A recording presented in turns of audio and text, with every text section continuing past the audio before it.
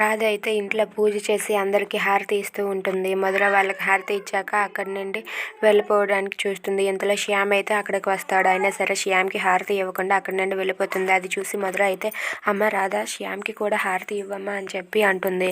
అయినా సరే రాధ హారతి ఇవ్వకుండా అక్కడి నుండి వెళ్ళిపోతుంది.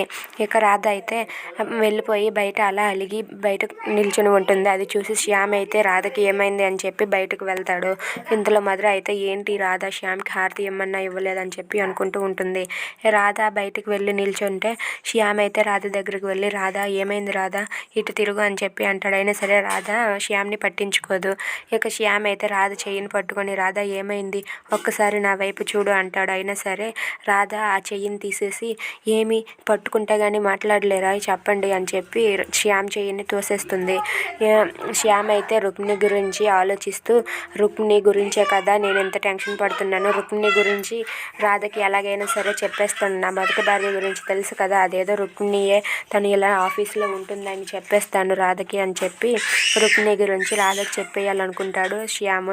ఇక రుక్మిణి చేసిన పనులు రుక్మిణి తన ఆఫీస్లో ఉన్నవి అవన్నీ గుర్తు తెచ్చుకొని రాధకి చెప్పేస్తాను అని అనుకుంటాడు. ఇక శ్యామ్ అయితే రాధతో ఇలా అంటాడు, రాధ నీకు విషయం చెప్పాలి అంటాడు. ఆ మాటలకు రాధ అయితే ఏంటి చెప్పండి అని అంటుంది.